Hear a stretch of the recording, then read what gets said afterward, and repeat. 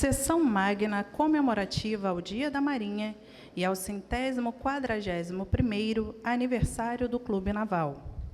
Compõe a mesa Almirante de Esquadra João Afonso Prado Maia de Faria, presidente do Clube Naval. Almirante de Esquadra Marcos Sampaio Olsen, comandante da Marinha. Almirante de Esquadra, fuzileiro naval, Alexandre José Barreto de Matos, presidente eleito do Clube Naval.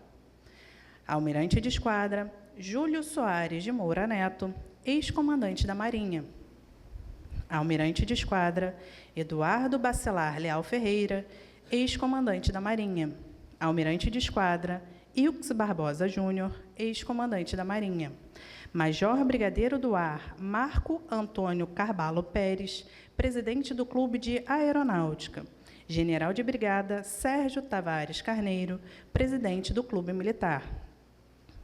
Convidamos todos os presentes a adotarem posição de respeito para o canto do hino nacional brasileiro.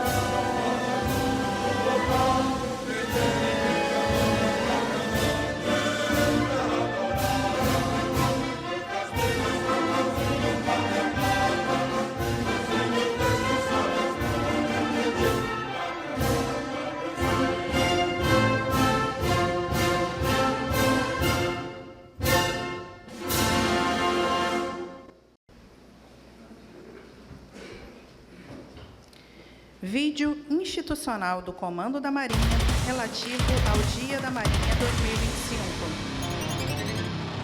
Você quer aventura de verdade? Então sai desse sofá, desliga a tela, se mexe. Aventura de verdade não tem moleza, não tem plano fácil, não tem desculpa.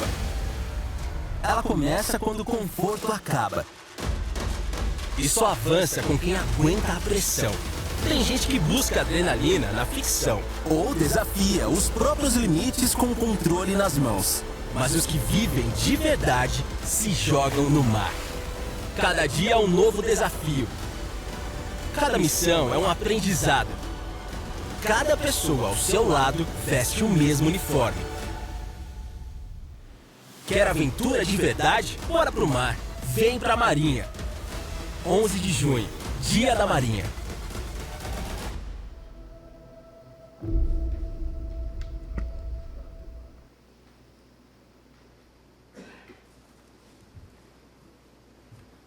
Declaro aberta a sessão magna do Clube Naval do 11 de junho de 2025.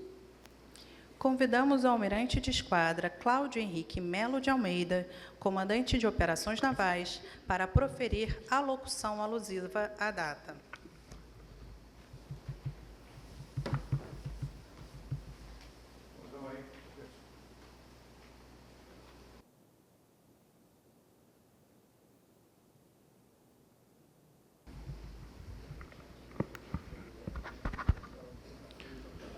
Senhor comandante da Marinha, senhores ex-comandantes da Marinha, senhor presidente do Clube Naval, senhor presidente eleito do Clube Naval, senhor Sema, senhor ministro do Superior Tribunal Militar, senhores membros do Almirantado, de ontem e de hoje, senhores presidentes dos clubes militar e aeronáutico, senhores almirantes, senhoras, senhores. Inicialmente, antes da leitura propriamente dita, eu gostaria de fazer alguns agradecimentos rápidos. Inicialmente, agradecer ao almirante Esquadra Prado Maia pelo convite para essa locução, vou fazê-lo ao longo do texto. Agradecer também à Diretoria do Patrimônio Histórico e Documentação da Marinha, na pessoa do seu diretor, vice-almirante Kerr, e da capitã de Mar e Guerra Lenisa, também chefe do Departamento de Biblioteca, que franqueou o acervo para pesquisa. Agradecer à Escola de Guerra Naval, na pessoa do seu diretor, contra-almirante Cipriano, também pelo acesso ao acervo da biblioteca, aos capitães de fragata do quadro técnico Lopes, da DP-HDM, e capitão de fragata intendente de Marinha Loureiro, referências, ambos em termos de história naval, agradecer o apoio à pesquisa e a contribuição na revisão do texto, e ao meu gabinete, na pessoa do meu chefe de gabinete, capitão de fragata Leandro Júnior, pela contribuição na preparação da apresentação de apoio e também na revisão. Marinhas de Riachuelo e da atualidade, ambientes operacionais, ameaças e capacidade. Anualmente, reunimos-nos neste venerável prédio, Praça d'Armas da Marinha, para, em sessão magna, rememorar os feitos e reverenciar os heróis de Riachuelo. A cada ano, um companheiro nosso é incumbido de proferir breve e solene alocução, sempre sobre o mesmo tema, mas sempre sob uma nova luz. Assim, fiquei muito honrado com o convite do senhor presidente do Clube Naval, almirante de esquadra Prado Maia, para ocupar este púlpito que já serviu a insígnes chefes navais, distintos oficiais e reconhecidos historiadores, e proferir a alocução alusiva aos 160 anos dessa memorável batalha.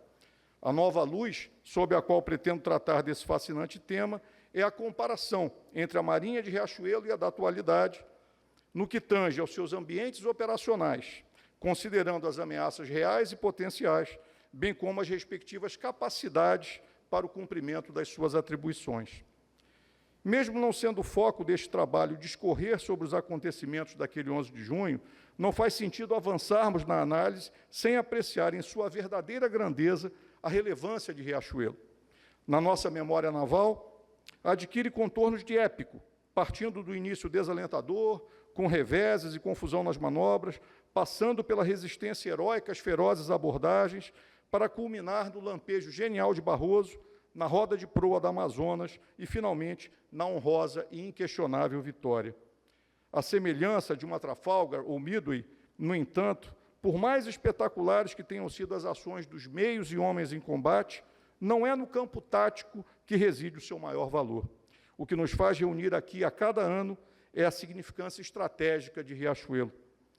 A vitória da Marinha Imperial neutralizou as forças navais adversárias, que deixaram de representar ameaça considerável pelo restante do confronto. Por ser o primeiro triunfo significativo das armas brasileiras desde a ofensiva inicial paraguaia, uniu a opinião coletiva nacional em torno da causa da Tríplice Aliança, estimulando o voluntariado e o aporte de recursos para o esforço de guerra. Bloqueou o acesso do Paraguai ao mar, impedindo que recebesse armas, munições e navios que havia encomendado no estrangeiro, sendo alguns destes, posteriormente, adquiridos pelo próprio Brasil. Interrompeu o apoio logístico e privou da possibilidade de reforços a coluna de Estigarribia, que invadira o Rio Grande do Sul, levando como consequência direta a rendição de Uruguaiana em setembro daquele mesmo ano. E, por fim, assegurou o controle das vias fluviais, essencial ao futuro avanço sobre o território inimigo, revertendo irremediavelmente o curso da guerra. Riachuelo, por todos esses méritos, desponta como a batalha decisiva daquele conflito. Esta percepção consegue congregar desde historiadores navais do quilate de Max Justo Guedes, para quem as ações daquele 11 de junho haviam selado a sorte da luta, até irreverentes autores contemporâneos, como Alex Castro, que chega a ver em Riachuelo a batalha mais decisiva da história do Brasil. Mas quais seriam as similaridades ou diferenças dessa marinha que lutou e venceu em Riachuelo em relação à de nossos dias? Tomaremos como ponto de partida para essa comparação os seus respectivos ambientes operacionais. Embora as bacias do Prata e do Paraná-Paraguai fossem a prioridade da Marinha Imperial desde o início da década de 1850, o país continuava sujeito a outras ameaças, sob a forma de coerções externas sobre a jovem monarquia, exercidas por estados com poder econômico e militar superior ao nosso, o que não lhe permitia descurar do mar territorial, das estações navais ao longo da costa e da presença na bacia amazônica. Entre os casos mais emblemáticos de violação da soberania brasileira nesse período, podemos citar os frequentes apresamentos e afundamentos pela Marinha Real Britânica de navios empregados no tráfico de escravos, conduzidos desde a promulgação do Bill Aberdeen, em 1845, em nossas águas territoriais ou até mesmo no interior de nossos portos. A captura, mais uma vez pela Royal Navy, de 5 mercantes nacionais fundeados na Baía de Guanabara por ocasião da questão Christie, em 1862, ou ainda, no decorrer da Guerra de Secessão Americana, o ataque e apresamento, em outubro de 1864, do furador de bloqueio CSS Florida, dos Estados Confederados, pela corveta USS Wachusett, da Marinha da União, dentro da Baía de Todos os Santos. A bacia amazônica, por sua vez, era alvo de pressões, visando principalmente sua abertura à navegação internacional, mas que escondiam outros objetivos, além dos comerciais. De 1851 a 1852, por exemplo, o tenente William Herndon, da Marinha dos Estados Unidos da América, empreendeu expedição pseudocientífica ao longo da calha do Amazonas, em cumprimento a instruções do Departamento da Marinha daquele país. A criação da Flotilha do Amazonas, em 1868, em plena Guerra da Tríplice Aliança, dá mostras da relevância atribuída pelo governo imperial à preservação da nossa soberania naquela região. No que tange à capacitação e gestão do pessoal, o período que antecede a Guerra do Paraguai é particularmente rico em inovações. A formação da marinhagem passa por consecutivos esforços de aprimoramento, com a criação do Corpo de Imperiais Marinheiros, em 1840, e, 5 anos depois, da primeira Escola de Aprendizes Marinheiros, na Corte. Merece ainda destaque, nesse movimento de profissionalização da força, o estabelecimento do Corpo de Maquinistas, em 1857. A capacitação dos oficiais também é objeto de considerável evolução. O currículo da Escola de Marinha foi modificado em 1858 para incluir o ensino de disciplinas compatíveis com os avanços tecnológicos da época. Quanto à gestão da carreira, já era discutida a introdução do critério de merecimento para as promoções de oficiais, o que só viria a ocorrer após a guerra, com a Lei de Promoções para os Corpos da Armada, de 1873, mas ainda assim, 26 anos antes de a Marinha dos Estados Unidos da América o fazer. No campo do material, ao buscar dispor de meios adequados ao cumprimento de suas atribuições, a Marinha havia, com regular frequência, seus pleitos por maiores provisões orçamentárias esbarrarem no Parlamento em preocupante falta de percepção de ameaças. Bernardo de Souza Franco, deputado pela província do Pará, considerava inaceitável aplicar recursos financeiros nos agentes de destruição, as forças navais, em detrimento dos agentes de produção que poderiam alavancar o desenvolvimento do Império. Senhores, precisaremos desta numerosa marinha para a defesa de nossas costas? Elas não têm inimigos por hora, complementava o político em maio de 1851. 3 meses depois, arrebentava o conflito contra Oribe Rosas e a esquadra conduzia, mais uma vez, operações de guerra no estuário do Prata. Quanto à atuação no ambiente operacional da Bacia do Paraná-Paraguai, tem prevalecido na historiografia brasileira a narrativa de que o país como um todo, e, consequentemente, a Marinha, não estavam preparados para o conflito que se avizinhava. No que concerne à Força Naval, esta não disporia, ao início do confronto, de meios adequados a operar nos rios, uma vez que seus navios seriam voltados para a navegação no ambiente operacional oceânico. Entretanto, esta ideia, demasiado simplista, guarda limitada aderência aos fatos históricos. Inicialmente, porque a esquadra brasileira necessitava mesclar, em sua composição, meios próprios a um e a outro ambiente operacional, uma vez que não se podia privar da capacidade de operar em ambos. E depois, porque a Marinha Imperial vinha empreendendo, desde bem antes do início das hostilidades, considerável esforço para incorporar navios capazes de atuar naquela bacia hidrográfica. A necessidade de meios adequados para a navegação fluvial tornara-se evidente desde o encalhe da fragata Amazonas, em 1855, enquanto tentava alcançar Assunção como capitânia do chefe de divisão Pedro Ferreira Pinto, na sua malograda missão diplomática junto ao governo de Carlos Lopes. Finalmente, o ministro da Marinha, José Antônio Saraiva, 2 anos depois, em 1857, determina a Tamandaré, que se encontrava na Europa, encomendar a construção de 10 canhoneiras com um pequeno calado. Em resposta ao ministro, e demonstrando estar atualizado tanto com os acontecimentos militares recentes, como com os desafios nas relações com o primeiro Lopes, Tamandaré sugere que elas sejam dotadas de couraças, à semelhança das canhoneiras inglesas e francesas que haviam se destacado na recente Guerra da Crimeia, e prossegue afirmando que seriam as mais próprias para atacar e arrasar as fortificações feitas ou em construção nas margens do Paraguai. As canhoneiras, com calado de projeto de 6 a 7 pés, foram efetivamente construídas, 8 na Inglaterra e 2 na França, e incorporadas à armada entre 1858 e 1859. Mas, em razão de restrições técnicas a serem abordadas mais adiante, seus cascos eram apenas forrados com ferro, não encoraçados.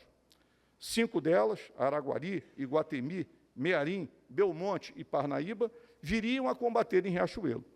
Conclui-se dessa forma que mais da metade da Força Naval Brasileira que tomou parte na batalha era composta por meios novos e construídos segundo requisitos específicos para o emprego naquele ambiente operacional. Além das aquisições no exterior, a Marinha investia na capacidade autóctone de construção naval. Durante a década de 1850, contratou-se diversos operários estrangeiros, principalmente belgas, bem como foram enviados para estudos no exterior o engenheiro Napoleão Level, que depois se tornaria diretor de construções navais do Arsenal da Corte, e o oficial maquinista Carlos Braconot, responsável pelo projeto e fabricação das máquinas a vapor. A canhoneira Ipiranga, que tomou parte também em Riachuelo, projetada por Level, foi lançada ao mar em 1854 como o primeiro navio a hélice construído no Brasil. Há um aspecto, porém, sobre o qual se pode realmente dizer que a esquadra não estava preparada: a indisponibilidade, ao início do conflito, de navios dotados de couraça, com os quais tampouco contava o Paraguai, é importante frisar. Meios essenciais para forçar a passagem das fortificações e baterias inimigas. Entretanto, isto não pode ser atribuído a uma imprevidência da Marinha, visto que, como já comentado, desde 1857, nosso patrono alertava quanto à sua necessidade. De fato, as canhoneiras que atuaram na Crimeia tinham um emprego restrito a águas interiores, devido às suas péssimas qualidades marinheiras. As experimentações com esse tipo de navio prosseguiriam até que suas vantagens se tornassem patentes e em 1862, na Batalha de Hampton Roads, durante a Guerra Civil Americana, em razão das inovações introduzidas nos cascos, armamento e propulsão. O relatório do ministro da Marinha, Joaquim José Inácio, futuro Visconde de Inhaúma, apresentado à Assembleia Legislativa apenas 2 meses após aquele combate naval, dá conta da criação de uma comissão, mais uma vez presidida por Tamandaré, para propor um plano de reorganização do material com base nos ensinamentos colhidos das proezas do Merrimack e Monitor. Assim, em 1864, a Marinha Imperial apresenta robusto programa naval, que previa a obtenção de 6 navios encouraçados, todos com especificação de pequeno calado, e mais 30 canhoneiras capazes de receber couraças. A iminência do conflito faz, finalmente, com que o poder político atenda, ainda que em parte, às necessidades orçamentárias da força, permitindo a incorporação do primeiro navio desse tipo, a corveta encouraçada Brasil, em julho de 1865, mesma época em que era lançada ao mar, pelo Arsenal de Marinha, no Rio de Janeiro, a canhoneira encouraçada Tamandaré, a primeira desse tipo construída no país. Ambas, porém, chegavam tarde demais para Riachuelo. Ao longo da guerra, foram recebidos vários outros navios previstos nesse programa, aos quais se somariam, graças à vitória de Riachuelo, os originalmente encomendados pelo Paraguai. Merece relevo ainda a obtenção dos 6 monitores da classe Pará, tipo de navio inspirado em seu homônimo de Hampton Roads, cuja construção pelo Arsenal de Marinha incorporou diversas inovações ao projeto original norte-americano. Para tal, de forma inédita, em outubro de 1866, o próprio ministro da Marinha, Afonso Celso de Assis Figueiredo, enviou questionários aos comandantes dos navios e divisões navais em operações de guerra, buscando converter a sua experiência acumulada em requisitos para o novo projeto. Dotados desses aprimoramentos, os monitores tiveram participação destacada até o fim da guerra. Pode-se conjecturar se Lopes teria o mesmo ímpeto de afrontar o Brasil, caso apenas uma modesta parte desses meios, adquiridos em profusão durante o conflito, estivesse disponível antes de sua deflagração. O risco da hesitação em se dispor e empregar o poder militar, em especial o naval, de forma limitada e dissuasória no momento oportuno, é o de sermos forçados a recorrer a ele com maiores dificuldades, custos e sacrifícios, quando não mais formos senhores da situação. Na atualidade, o ambiente operacional da Força, como definido no Plano Estratégico da Marinha, caracteriza ampla porta de entrada, tanto para o intercâmbio de riquezas e obtenção de prosperidade, como para os perigos de toda a ordem. Este contexto é bem diverso daquele da Marinha de Riachuelo, que vivia o desafio de conduzir uma guerra, mas não necessariamente menos complexo. Em cenário internacional incerto e volátil, observa-se pronunciado aumento dos gastos com defesa e a escalada do recurso à violência para a solução de conflitos, por parte de Estados com diferentes graus de desenvolvimento e matizes ideológicos. Em contrapartida, ameaças não estatais que inexistiam ou ocorriam em proporção consideravelmente menor àquela época proliferam na atualidade, seja na Amazônia Azul, como são conhecidas as águas jurisdicionais brasileiras, seja na porção marítima do nosso entorno estratégico. Entre tais ameaças estão a atuação de organizações criminosas transnacionais, tráfico ilícito de drogas e pessoas, terrorismo, afluxo descontrolado de refugiados e crimes ambientais. O Atlântico continua a ser, como nos últimos conflitos em que o país se viu envolvido, a nossa fronteira com potências econômica e militarmente superiores, cujos interesses nem sempre estão alinhados aos nossos. A pesca ilegal, não declarada e não regulamentada, com consentimento tácito, quando não o patrocínio de determinados estados, tornou-se atividade predatória. O mar, que no século XIX se constituía basicamente em via de comércio, transporte e fonte de alimento, abriga atualmente outras atividades vitais para o país, como a exploração e explotação de óleo e gás, contribuindo para a quase totalidade da produção nacional, e a operação de inúmeras infraestruturas críticas do poder marítimo, desde terminais petrolíferos e de mineração até cabos submarinos. Tornam-se, assim, mais prementes as necessidades de planejamento do espaço marinho e de implementação de efetivo sistema de gerenciamento da Amazônia Azul.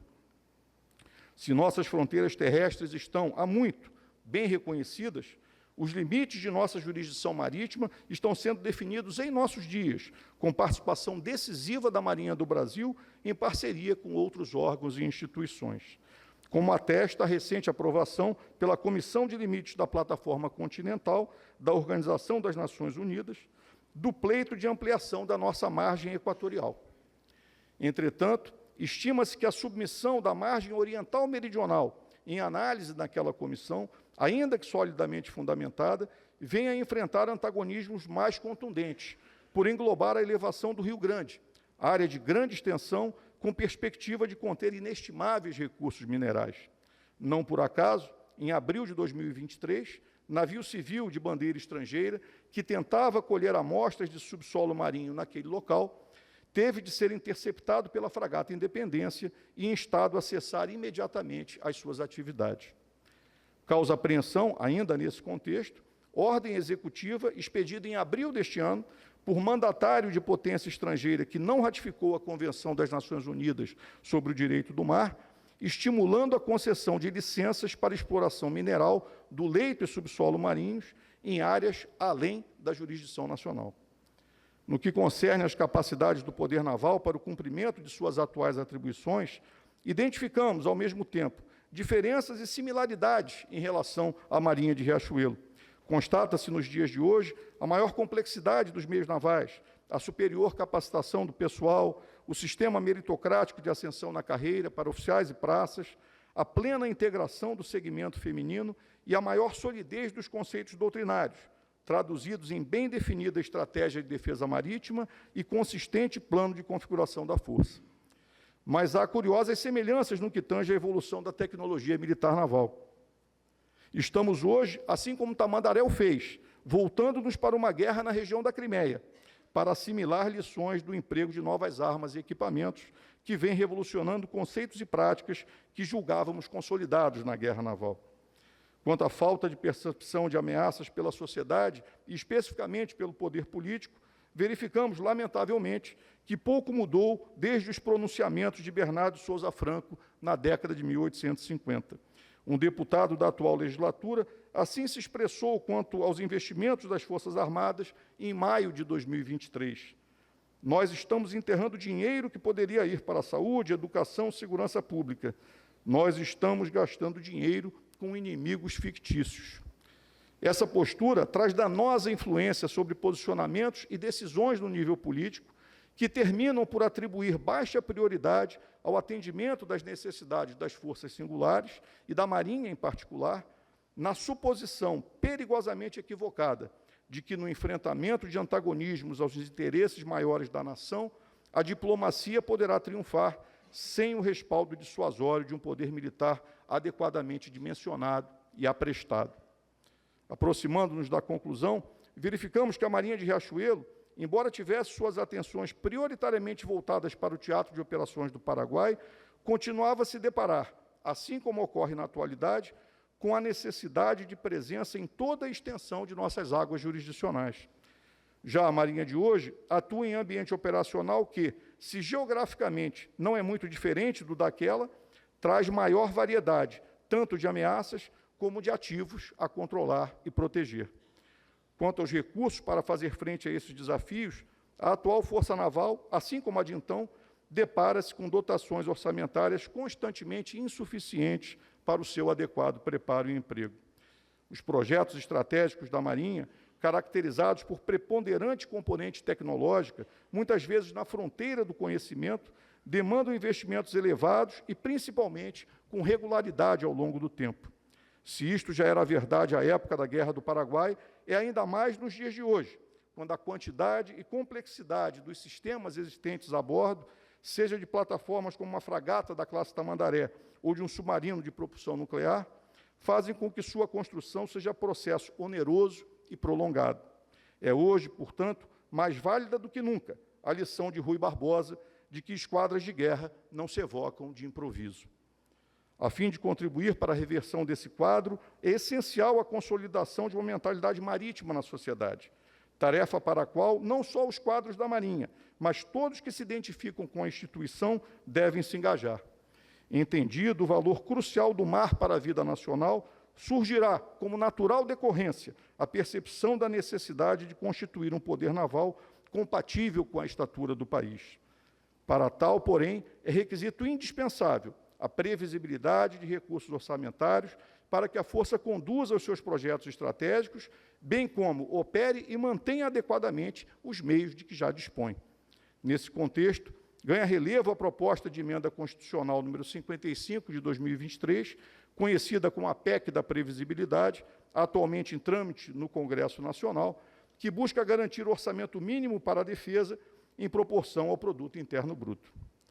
Por derradeiro, contrariando a boa técnica preconizada em nossos cursos de altos estudos, de que não deve haver fato novo na conclusão, encerro enaltecendo um aspecto ainda não abordado, mas que se constitui no cimento que agrega e dá sentido a todos os demais aqui comentados.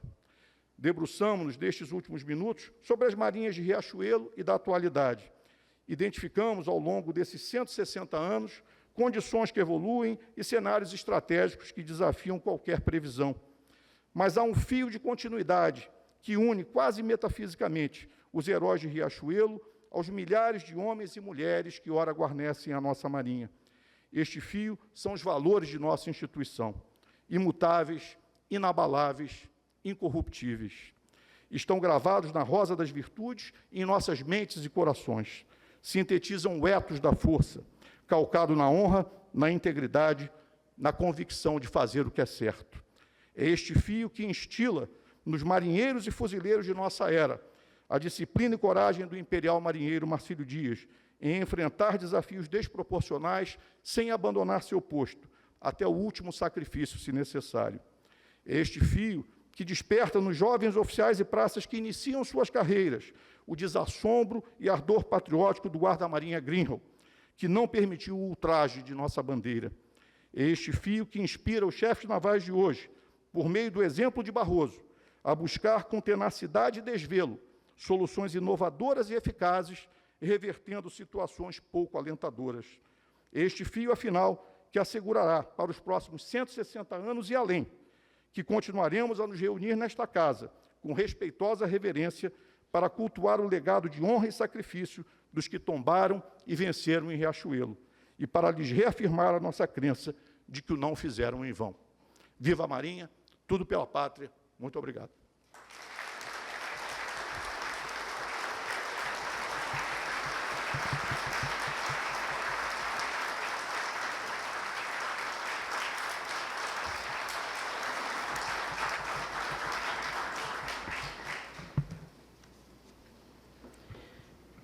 Transmissão do cargo de presidente do Clube Naval.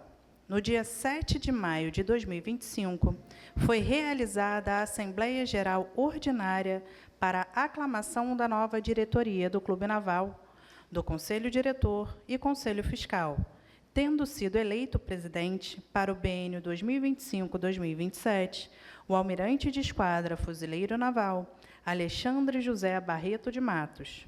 Palavras do presidente do Clube Naval, almirante de esquadra João Afonso Prado Maia de Faria.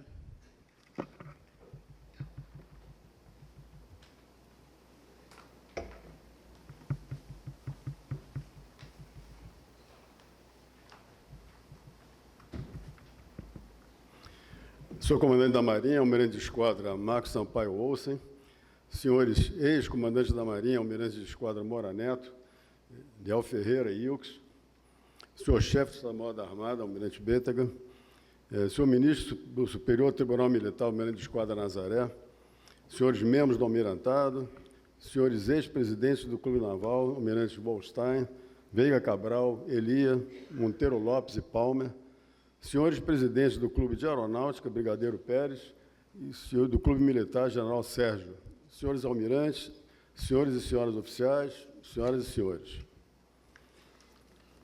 O dia 11 de junho nos remete à rememoração da Batalha Naval do Riachuelo, de importância estratégica e tática incontestável e que nos convida a refletir sobre os valores e os personagens emblemáticos de nossa história naval.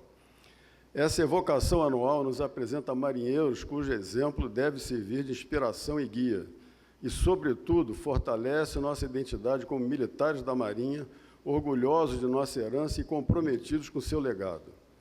Revela também sacrifícios pessoais e fragilidades materiais superadas com dedicação e criatividade. Lições valiosas que, tenho plena certeza, foram destacadas com notável clareza, inteligência e cultura naval na locução do almirante de esquadra Melo, cuja honrosa participação muito agradecemos. Escrevi antes da sua palestra. O aniversário do Clube Naval, fundado em 12 de abril de 1884, é intencionalmente comemorado nesta data, o Dia da Marinha, como forma de reafirmar a sua indissolúvel, leal e histórica vinculação com a Marinha do Brasil. Esse vínculo institucional se expressa de maneira particularmente significativa nessa sessão magna, a qual a presença do comandante da Marinha confere especial relevo. Esta sessão magna destina-se também a empossar os integrantes do Conselho Diretor, do Conselho Fiscal e da diretoria que assumem a gestão de nossa instituição, destacando que a presidência do Clube Naval será exercida pelo almirante de esquadra fuzileiro naval Alexandre Barreto de Matos, eleito em Assembleia Geral Ordinária, realizada no último dia 7 de maio. De minha parte, como comandante que conclui sua singradura à frente do Clube Naval, cabe um breve relato sobre esse último ano de gestão. Conforme previsto em nosso estatuto, farei no próximo mês uma apresentação formal ao Conselho Diretor, com um panorama mais completo da administração realizada, incluindo dados consolidados, informações pormenorizadas e demonstrativos financeiros. Posso afirmar com serenidade que a minha diretoria teve sempre como farol o atendimento aos sócios e seus dependentes, no nível e na intensidade desejados. Procuramos ouvir suas aspirações, acolher críticas e contribuições e contar com a sua participação ativa na construção das soluções. Nessa travessia, adotamos rumos e ações orientados pela busca de continuidade institucional, pelo aprimoramento dos procedimentos administrativos e por uma gestão financeira eficaz, segura e tecnicamente responsável. As melhorias foram sendo gradualmente implementadas com a necessária observância ao orçamento aprovado, sempre guiadas por uma visão realista de que nossa principal fonte de receita provém da mensalidade dos sócios. Nesse contexto, foi motivo de preocupação constante a redução do nosso corpo social. Acompanhamos atentamente a correlação entre a redução das receitas, decorrente de desligamentos e outras causas, e o ingresso de novos associados. Como medida de estímulo, realizamos palestras semestrais na Escola Naval e no Centro de Instrução Almirante Van den Kock, principais fontes de captação, com o objetivo de motivar os futuros oficiais a integrarem o Clube Naval desde o início de suas trajetórias profissionais. Registro ainda meu agradecimento a todos os integrantes da minha diretoria, pela dedicação, pelo profissionalismo e pela eficácia com que desempenharam suas atribuições ao longo desse período. Tendo já expressado meus agradecimentos a eles em correspondência individual, cumpre-me neste momento destacar a atuação dos meus vice-presidentes, almirante Liseu e Noé, cujos desempenhos transcenderam de forma inequívoca os limites de seus deveres estatutários. Tornaram-se, ao longo da gestão, conselheiros permanentes, incentivadores atentos e colaboradores incansáveis, sempre propondo iniciativas e ajustes voltados à melhoria contínua dos serviços prestados aos associados. É igualmente necessário destacar o trabalho atento, minucioso e tecnicamente qualificado do Conselho Fiscal, sob a liderança do almirante Menezes. Sua atuação constitui parte essencial do nosso processo de acompanhamento do orçamento, iniciado nos conselhos econômicos dos departamentos, passando pelas sessões da diretoria e culminando nas deliberações dos conselhos fiscal e diretor. Cumpre destacar ainda a atuação do Conselho Diretor, que teve, nesse último biênio, o almirante Alexandre, presidente eleito do Clube Naval, à frente de seu timão. A ele e aos demais conselheiros registro um agradecimento especial, não apenas pela atuação correta e comprometida no desempenho das suas atribuições estatutárias, mas também pela constante demonstração de dedicação plena e restrita ao nosso clube. Após a definição de sua candidatura como única, almirante Alexandre, procurei integrá-lo às discussões e decisões relativas a temas relevantes, cujas consequências se estenderiam ao início de sua gestão. Independentemente disso, ao longo desses 2 anos de convivência, eu fui, e por consequência o clube também foi, muito beneficiado por sua ponderação, sua inteligência, respeito aos nossos valores e tradições e pela rigorosa observância dos fundamentos legais e estatutários que norteiam nossas decisões. É essa postura que me dá plena convicção de que sua administração deixará um marco de excelência na história do Clube Naval. Esse ano, retomaremos com satisfação a realização do tradicional baile de gala, que ocorrerá após esta sessão magna, marcando o reencontro festivo entre os sócios e seus convidados, uma confraternização que esteve suspensa nos últimos anos em razão da pandemia do Covid-19 e, mais recentemente, do grave desastre ambiental ocorrido no Rio Grande do Sul.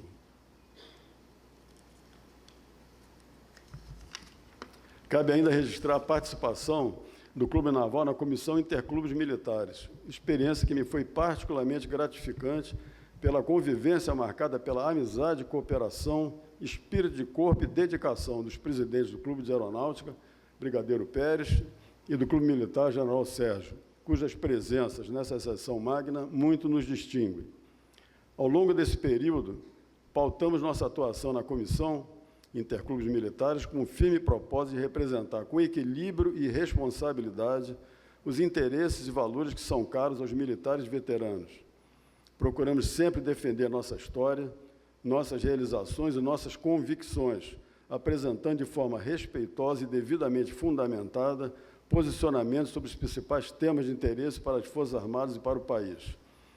Passo, portanto, hoje o cargo de presidente do Clube Naval com a consciência tranquila de ter feito o que me foi possível, ainda que ciente de que nem tudo que era desejável pôde ser realizado. Faço-o, no entanto, com plena confiança de que essa centenária instituição estará, a partir de agora, sob o comando seguro e experiente do Almirante Alexandre, que, ao lado de sua diretoria, assume hoje a manobra, pronto para conduzir o clube rumo a um futuro promissor, repleto de realizações e sustentado por seus valores permanentes. Viva o Clube Naval e a invicta Marinha de Tamandaré, Barroso, Grinho e Marcílio Dias. Muito obrigado. Em cumprimento ao artigo 66, inciso 6º do Estatuto do Clube Naval e artigo 6º, a linha delta do Regimento Interno da Assembleia Geral, dou posse ao presidente, à diretoria e aos conselheiros eleitos na Assembleia Geral Ordinária de 7 de maio de 2025. O presidente eleito do Clube Naval assinará o termo de posse.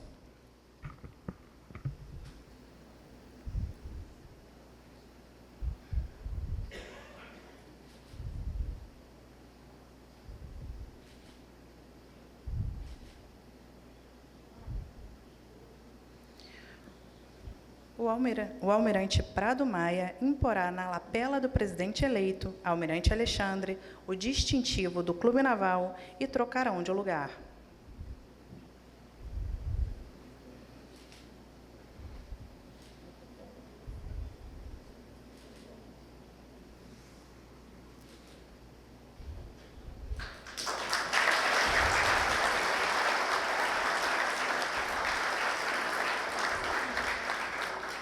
Palavras do presidente empossado.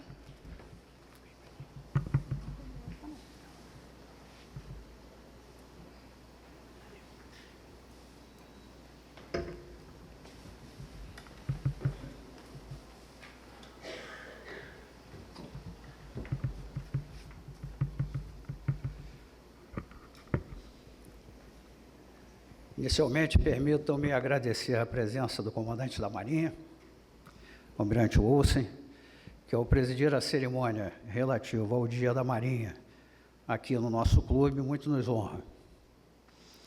Estendo tal agradecimento aos ex-comandantes da Marinha, aos ex-presidentes do Clube Naval, às demais autoridades presentes e já nominadas, a minha esposa Cíglia, aos colegas da turma Humaitá, senhoras e senhores convidados que preenchem todos os espaços possíveis deste local, prestigiando, acima de tudo, a Marinha e o Clube Naval. Da mesma forma, registro com apreço a presença do Brigadeiro Pérez e do General Sérgio, presidentes do Clube de Aeronáutica e do Clube Militar, cuja convivência fraterna e parceira tem contribuído para o fortalecimento dos laços entre nossas instituições. A honra de contar com ambos nessa cerimônia é motivo de grande satisfação. Agradeço igualmente ao Almirante Prado Maia por suas palavras proferidas nessa sessão magna, que traduziram com sensibilidade e clareza o espírito de responsabilidade, dedicação e continuidade institucional que norteiam a condução do nosso Clube Naval. Abre aspas. Posse de nova diretoria, pelo rodízio de poder, de pequena amplitude, pouco abrangente, mas tentando auscultar os anseios de uma grande família. O clube continua fiel às origens. A nova diretoria está pronta, não apenas para substituir, mas para continuar. Fecha aspas.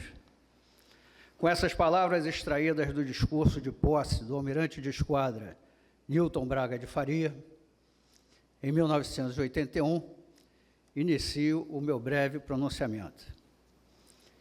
Reafirmamos neste ato nosso compromisso com a continuidade dos avanços alcançados pelas gestões anteriores, ao mesmo tempo em que nos propomos a iniciar novos projetos, sempre preservando os valores e as tradições da Marinha do Brasil e fortalecendo seu relacionamento com suas lideranças institucionais.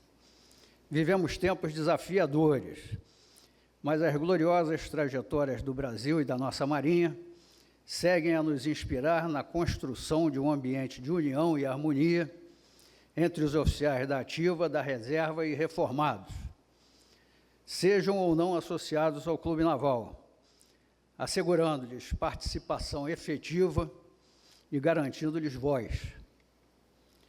Nossa equipe tem o compromisso com a excelência na gestão, assegurando que todas as ações estarão alinhadas com a ética e com o estabelecido no Estatuto do Clube. A prioridade constante serão sempre os sócios, e para consolidar os avanços já alcançados, buscaremos incorporar conceitos e normas eficientes à administração, enfrentando com coragem os desafios, tal como a Marinha nos ensinou. Um princípio basilar desta gestão será a manutenção de uma governança única, coesa e indivisível no âmbito do Clube Naval. Embora determinados setores possam dispor de autonomia administrativa e financeira relativa, tal descentralização ocorrerá dentro dos limites previamente estabelecidos e sob permanente supervisão. A responsabilidade maior pela condução institucional permanecerá intransferivelmente sob a alçada do presidente, garantindo a unidade de propósito, coerência nas ações e plena observância aos preceitos estatutários. A referência para avaliar nosso desempenho será o aumento da satisfação dos associados, que será alcançada por meio da atenção permanente com nossas atividades sociais, culturais, esportivas e de serviços, que deverão estar disponíveis para todos os sócios, principalmente os efetivos. Para o pleno funcionamento das atividades do clube, impõe-se a priorização de um ambiente de trabalho pautado pela harmonia entre os conselhos e pelo estímulo à valorização dos funcionários, de modo a assegurar sua satisfação profissional e, como resultado, a prestação de um atendimento de excelência aos associados. Almejamos, igualmente, avaliar e propor alternativas viáveis que permitam ampliar o atendimento aos oficiais da Marinha residentes em regiões afastadas dos departamentos do Clube Naval. Nosso objetivo é garantir sua efetiva inclusão e participação nas atividades institucionais, fortalecendo o sentimento de pertencimento e coesão entre todos os integrantes da família naval, independentemente da localização geográfica. Por fim, nossas metas estarão firmemente orientadas pela modernização administrativa, pela prática da boa governança, pela sustentabilidade e pela responsabilidade institucional. Buscaremos intensificar a promoção de atividades sociais, culturais e artísticas, valorizando a participação feminina na sede, sejam esposas ou associadas, além de fortalecer a integração entre os sócios e impulsionar o contínuo desenvolvimento da infraestrutura, sempre com foco no bem-estar e na excelência dos serviços prestados. A chapa Bons Ventos reafirma seu compromisso com a comunidade do Clube Naval, buscando consolidar suas conquistas e abrir novos caminhos para o futuro. Juntos, construiremos um clube ainda mais forte, unido e relevante para seus associados e para a sociedade. Viva o Clube Naval e viva a Marinha do Brasil. Muito obrigado.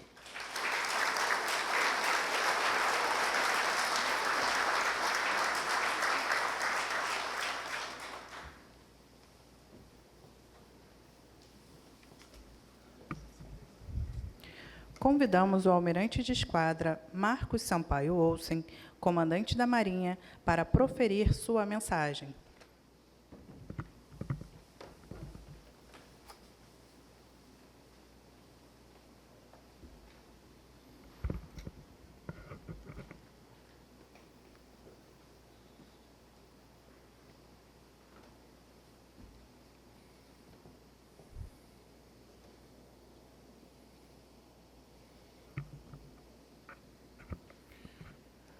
Senhor presidente do Clube Naval, almirante de esquadra, fuzileiro naval Alexandre José Barreto de Matos, senhor almirante de esquadra João Afonso Prado Maia de Faria, senhores ex-comandantes da Marinha, almirantes de esquadra Júlio Soares de Moura Neto, Eduardo Bacelar Leal Ferreira e Ilques Barbosa Júnior, senhor chefe do Estado-Maior da Armada, almirante de esquadra Arthur Fernando Bétega Correia, senhor ministro do Superior Tribunal Militar, almirante de esquadra Celso Luiz Nazaré, senhores membros e ex-membros do Almirantado, senhor presidente do Clube de Aeronáutica, Major Brigadeiro do Ar, Marco Antônio Carvalho Pérez, senhor presidente do Clube Militar, general de brigada Sérgio Tavares Carneiro, senhores almirantes, senhoras e senhores, boa noite.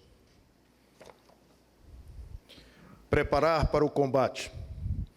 Barroso nos remete a feitos passados da instituição e ecoa em alerta para o contexto geopolítico contemporâneo. Panorama marcado por agravo do senso de cooperação resulta em túrgicos orçamentos de defesa, recrudescência de hostilidades e intenso rearmamento. Persiste, no entanto, equivocada concepção de que o Brasil, com índole pacífica e por dispor de fronteiras terrestres bem estabelecidas, estaria imune a ameaças externas. Tal percepção configura erro crasso e evidencia preocupante fragilidade na compreensão dos assuntos de defesa. À luz da inexorável evolução político-estratégica, inclinações nacionais transmutam-se de maneira ininterrupta. Não obstante, os espaços marítimos apresentam-se regidos por lógica anárquica, desprovidos de barreiras físicas e permeados por crescente aspiração.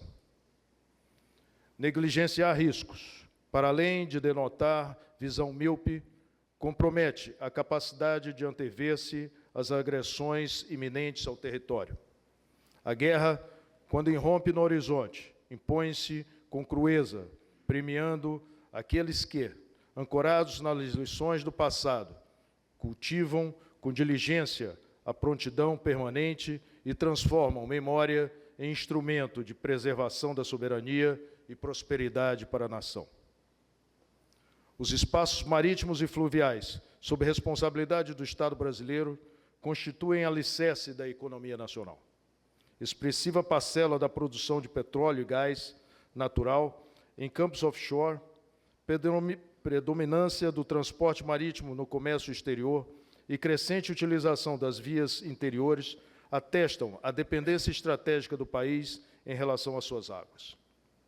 Lançar visão sobre o emprego da Marinha de outrora aguça o imperativo de investimentos que permitam o Brasil contar, a qualquer tempo, com força naval estruturada sob condições de permanente eficiência operacional que permitam o adequado e pronto emprego para a defesa da pátria.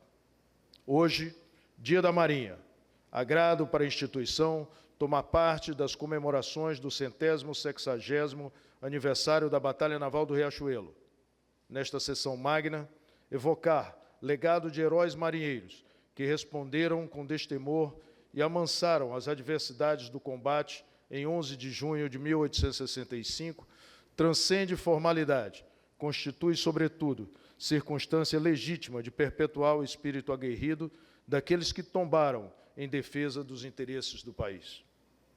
Momento oportuno para destacar que, após o combate no Rio Paraná, não tardou para que a Força Naval fosse impelida ao crivo severo de conflito com proporções globais. Na Segunda Guerra Mundial, diante de ameaça furtiva sob as águas do Atlântico Sul, a esquadra brasileira protagonizou campanha silenciosa, porém decisiva, em defesa das linhas de comunicação marítima, à custa de 1.456 vidas.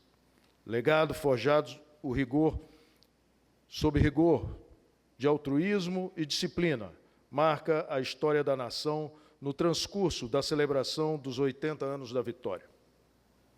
A resoluta intrepidez inerente ao ethos que define os homens do mar não concerne ao passado, interpela o presente e adverte: o tempo que se descortina poderá, a qualquer momento, impor ao povo brasileiro o mesmo grau de altivez moral e preparo face aos imperativos da guerra. Sob tal perspectiva, a Força Naval empreende diligentes esforços para a manutenção de programas estratégicos dotados de tecnologia que transpassam a fronteira do conhecimento e de poderio bélico adequado à estatura do Estado.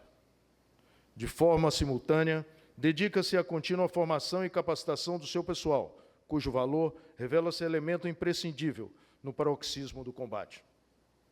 Ensejo para sublinhar as palavras do almirante de esquadra Cláudio Henrique Melo de Almeida, ao reafirmar a relevância do Clube Naval, legítimo fórum de reflexão, preservação da memória e difusão dos valores que alicerçam a atuação da instituição. Ao rememorar Riachuelo, evocou a força de outrora e atual, em específicos ambientes operacionais que consagram a Marinha como protagonista inequívoca na construção do Estado brasileiro. Distinta ocasião, manifesto reconhecimento a preclaro marinheiro, detentor de ilibados predicados, o almirante de esquadra João Afonso Prado Maia de Faria, profícuo labor, marcado por visão estratégica e senso de dever, ressoou inalterados ideais que outrora moveram o espírito altaneiro do então almirante Saldanha da Gama, ao fundar, em 1884, respeitável instituição. Rogo a Nossa Senhora dos Navegantes que lhe abençoe diante dos mares que ora se descortinam no horizonte. Bravo Zulu. Momento de transição, auguro votos de pleno êxito à tripulação da chapa Bons Ventos, sob o comando do almirante de esquadra fuzileiro naval Alexandre José Barreto de Matos, que assume o timão desta embarcação no biênio 2025-2027. Que não lhe faltem sabedoria para os desafios, firmeza nos propósitos e serenidade nas decisões pautadas na coesão e patriotismo que permeiam os salões deste sodalício. A Marinha do Brasil, fiel às tradições que unem ao Clube Naval, desde a fundação, renova ânimo em manter estreita colaboração, oferecendo apoio irrestrito às iniciativas que preservem a memória, valores e interesses das atividades relacionadas às coisas do mar. Por derradeiro, que a efeméride hoje celebrada, símbolo da vitória conquistada pelo sangue e determinação, sirva não apenas de reverência ao passado, mas exortação à vigilância no presente e ao preparo para o porvir. O Brasil espera que cada um cumpra o seu dever, tudo pela pátria e pela invicta Marinha de Tamandaré. Muito obrigado. Agradecendo a locução do orador, almirante de esquadra Melo, igualmente agradecendo ao ex-presidente, almirante Prado Maia, e as palavras cordiais do comandante da Marinha, almirante Olsen, declaro encerrada esta cerimônia alusiva ao Dia da Marinha e ao 141º aniversário do Clube Naval.